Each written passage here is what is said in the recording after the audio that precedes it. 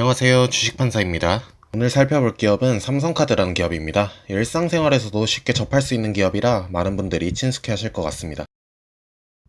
제가 주식 투자를 처음 시작하고 얼마 지나지 않았을 2012년 무렵 주식 관련 카페들을 기웃거리다가 어디선가 흥미로운 말 하나를 보게 됩니다. 삼성카드를 3만원 부근에서 매수하면 절대 잃지 않는다는 말이었죠. 지금 생각해보면 근거도 빈약했고 절대라는 말이 주식시장에서 통용될 수 없는 말이라는 점에서 틀린 문장이란 걸 잘 알고 있습니다만 당시에는 개인적으로 아주 흥미를 느꼈던 문장입니다. 결과만 놓고 보면 썩 틀린 말도 아니었던 것 같습니다. 보시는 사진은 삼성카드의 주봉 차트인데요. 삼성카드 주가가 3만원 아래로 내려왔던 적은 올해를 포함해서 4차례가 있고요. 보시다시피 2만원 아래로까지 떨어졌던 적은 아직 없습니다. 이전에 3차례를 살펴보면 3만원 아래로 떨어졌던 주가는 이후에 빠르게 회복을 했고요. 3만원 아래로 떨어졌던 시점부터 4만원, 33% 수익이 나는 지점까지 회복하기까지 걸린 시간을 측정해보면 첫 번째인 2008년에는 7개월, 두 번째인 2012년에는 3개월, 세 번째인 2016년에는 1개월이 채 걸리지가 않았습니다. 그러고 보니 올림픽도 아니고 4년 주기를 보이고 있죠. 어쨌든 이러한 이유로 저는 일종의 미신처럼 삼성카드라는 기업에 대해 생각할 때는 자동으로 3만원이라는 숫자를 연관지어서 생각하게 되었습니다. 그리고 마치 마법처럼 2020년 또다시 3만원 아래의 주가가 찾아오게 됩니다. 이번에는 어떨까요? 이번에도 역시일까요? 아니면 이번에는 다르다일까요? 별다른 근거 없이 그저 3만원 아래니까 사야 돼 이런 식으로 접근하면 정말 미신에 그치게 되겠죠. 좀 더 자세히 기업을 들여다보겠습니다. 가장 먼저 눈에 띄는 것은 역시나 배당입니다. 배당을 꾸준히 늘려가는 추세죠. 적어도 배당이 전년보다 줄어들 확률은 낮아 보입니다. 올해도 주당 1,600원을 배당한다고 하면 현 주가 기준으로 배당 수익률이 5.59%가 나옵니다. 현재의 금리 환경을 생각하면 충분히 매력적인 고배당이죠. 실적을 살펴보면 매년 보통 3천억대의 순이익을 창출하고 있는 모습을 확인하실 수 있습니다. 현재 시가총액이 3조 3천억 원 정도가 되니 이익 수익률로 따지면 10% 정도가 되는 것입니다. 이익 수익률은 PER의 역수 개념이고요. 제가 이전에 관련하여 올린 영상이 있으니 좀 더 자세히 알고 싶으신 분들은 해당 영상을 참고하시기 바라겠습니다. 그 밖에 하나 더 짚어봐야 할 것이 ROE에 대한 내용인데 이건 영상의 후반부에서 다시 다루도록 하겠습니다. 그럼 이제 간단해진 것 같죠? 과거 실적들과 배당들을 살펴봤을 때 지금의 주가 수준은 매력적인 것 같은데 그렇다면 왜 이렇게 주가가 싸졌는지 혹시 사업 환경이 변해서 앞으로는 과거에 보여왔던 만큼의 실적을 창출해내지 못할 것으로 전망되는 건지 이런 내용들에 초점을 맞춰서 사업 내용을 분석해보면 될 것입니다. 카드 산업은 대부분의 사람들에게 아주 친숙한 사업이다 보니 디테일한 사업 내용은 설명할 필요가 없을 것 같습니다. 순이익 기준으로 이 시장에서 1위는 신한카드이고요. 삼성카드는 2위 자리를 놓고 KB국민카드 등과 경쟁하고 있습니다. 먼저 현재의 주가가 왜 싼 위치로 내려와 있는지를 확인해 보도록 하겠습니다. 다시 차트를 확인해 보시면 최근에 삼성카드 주가가 3만원 아래로 내려온 것은 역시나 코로나 우려 때문이었습니다. 그런데 실제로 코로나가 삼성카드에 얼마나 피해를 입혔나 하고 실적을 살펴보니 오히려 전년보다 실적이 늘어난 모습입니다.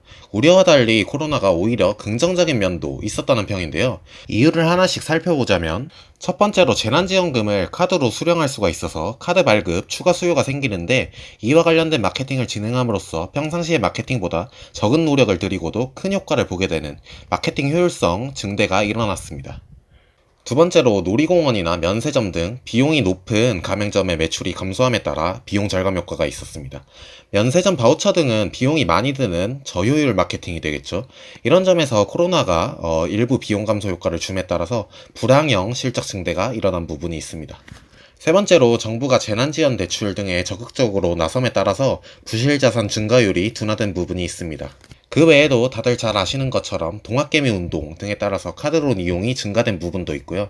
이러한 코로나 효과 외에도 2015년에 오픈한 차세대 전선 시스템의 개발비 상각이 올해 4월에 완료됨에 따라서 이 부분에서도 기존에 연간 400억 원 수준으로 발생하던 상각비가 감소되어 비용 감소 효과를 가져온 부분도 있고요.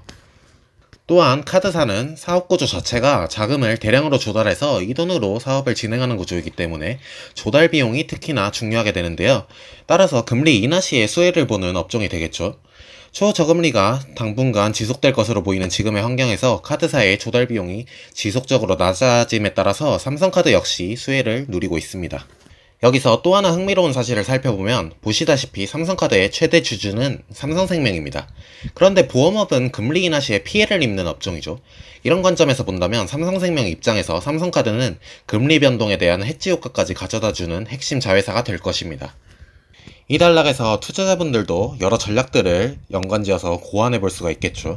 가령 최근에 은행주들 역시 고배당 매력을 보이고 있기 때문에 많은 투자자분들이 관심을 가지고 있으시리라 생각을 합니다. 은행업 역시 금리 인하 시에 피해를 입는 업종이 되겠죠. 삼성카드와 함께 포트에 편입을 한다면 금리 리스크에 대한 해치 효과를 가져가면서도 고배당 가격 메리트를 누릴 수 있게 되리라 생각합니다. 그 밖에 주요 이슈로 먼저 간편결제 서비스를 꼽아볼 수가 있겠습니다. 간편결제는 뭐 다들 아시는 것처럼 땡땡페이 하는 것들이 시장에 등장하면서 결제 생태계가 변화하고 있죠. 굉장히 다양한 종류의 페이들이 시장에 쏟아짐에 따라서 간편결제 시장에서의 경쟁이 치열해지고 있고요. 초기에는 이 때문에 카드사들 역시 간편결제 서비스에 잠식당하는 것이 아니냐 뭐 이런 우려들도 있었는데요. 이러한 우려들은 기우였던 것으로 보입니다. 보시는 것처럼 한국은 가히 신용카드의 나라라고 칭할 수가 있을 것 같습니다. 한국인들의 생활 양식은 이미 신용카드 없이는 살 수 없는 결제 패턴에 맞춰져 있죠. 간편결제는 플랫폼의 개념입니다. 뭐 페이들끼리 치열하게 싸우고 있지만 결국에는 해당 플랫폼에 기존의 신용카드를 등록해서 사용해야 합니다. 고객 편의성이 증대될 뿐이지 어차피 신용카드 입장에서는 신용카드를 사용한다는 점은 똑같죠. 간편결제에는 후불 기능이 없습니다. 내년부터는 간편결제 시에 후불 결제가 가능해질 예정입니다만 그 한도가 30만원으로 크지가 않고요. 속성상 간편결제는 신용카드보다는 체크카드와 경쟁관계에 있다고 보는 편이 맞겠습니다. 체크카드도 함께 다루는 은행계 카드사들이야 조금 더 경계를 하는 게 맞겠지만 신용카드 위주의 삼성카드 입장에서 그 위협은 그리 크지 않아 보입니다. 오히려 간편결제를 보완관계로 볼 수도 있겠습니다. 다양한 페이 간 경쟁이 치열해짐에 따라서 전자금융업자들은 마케팅에도 열을 올리고 있는데요. 어차피 결국 이들 페이에 신용카드를 등록해서 사용하게 되기 때문에 이들이 치열하게 마케팅 전쟁을 벌일수록 카드사들은 덤으로 공짜 마케팅 효과를 누릴 수 있습니다. 다음으로 마이데이터 사업도 짚어봐야 할 중요 이슈가 되겠습니다.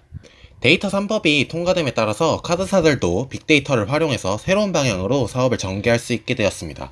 이러한 빅데이터 환경에서 어떤 카드사들이 잘해나갈 수 있을까요? 단연 첫 번째는 삼성카드일 것입니다.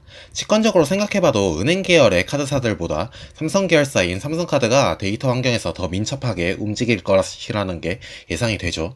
실제로도 이미 삼성카드는 카드사들 중에서 데이터 활용을 잘하고 있는 기업으로 평가받고 있습니다. 특정 지역에서 여러 차례 결제할 경우 근처에 카페 쿠폰을 지급하는 식으로 사용 데이터를 기반으로 제공하는 링크 혜택이라든지 가맹점들의 빅데이터를 기반으로 제공하는 비즈인사이트 서비스 등을 예로 들 수가 있겠습니다. 리스크도 꼭 살펴봐야겠죠. 첫 번째로 정책의 영향을 많이 받는 사업입니다. 가맹점 수수료 인하 정책으로 타격을 입기도 했었고 앞으로도 핀테크 확대 정책으로 간편 후불 결제 확대 등이 일어날 수가 있겠죠. 해당 리스크를 인지해야겠습니다. 두 번째로 인터넷은행 중금리 대출을 꼽아볼 수가 있겠는데요. 삼성카드가 성장 동력 중에 하나로 밀고 있는 것이 카드론의 확대입니다. 인터넷은행의 중금리 대출이 나타남에 따라 이 카드론 부분에서 더 높은 경쟁 압력이 작용할 수가 있겠죠. 세 번째로는 ROE에 대해 살펴볼 필요가 있겠는데요. 삼성카드의 19년 ROE는 5.04%였습니다. 경쟁사인 현대카드의 ROE는 5.07%였고요. 삼성카드의 ROA는 1.53%, 현대카드의 ROA는 0.96%로 삼성카드의 ROA가 훨씬 높았는데 ROE는 조금이지만 낮았죠. 높은 ROA에 대비해서 ROE가 안 나오는 것은 보시는 것처럼 경쟁사들 대비 레버리지를 적게 가져가기 때문입니다. 보시면 삼성카드를 제외하고는 대부분의 카드사들의 레버리지 비율이 6배에 근접해 있죠. 지금은 이 레버리지의 한도가 법적으로 6배인데요. 오는 10월부터 8배로 완화가 됩니다. 이에 따라 다른 카드사들의 레버리지는 더욱 확대가 되겠죠. 삼성카드는 어떠할까요? 삼성카드 역시 레버리지 확대와 배당 증액 등을 통해 ROE로 대표되는 자본 효율성을 증대시켰으면 하는 바람이 있습니다. 물론 이런 보수적인 운영을 꼭 나쁜 것만으로 볼 수는 없겠죠. 특히나 코로나로 인해 부실자산의 우려가 더욱 높아져 있는 지금의 환경에서 이전부터 가져왔던 보수적 운영이 힘을 발휘할 수도 있겠습니다. 지금의 코로나 환경을 기회 삼아서 삼성카드가 그동안 접고 있던 날개를 활짝 펼치기를 기대해 보겠습니다. 총평입니다. 사실 모든 주식의 기본 속성이기도 하지만 삼성카드 역시 리스크를 당연히 가지고 있습니다.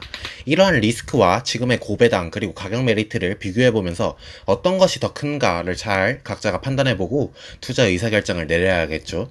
영상에서 다루진 않았지만 추가로 공부해보면 좋을 르노 삼성 지분 등의 내용도 있습니다.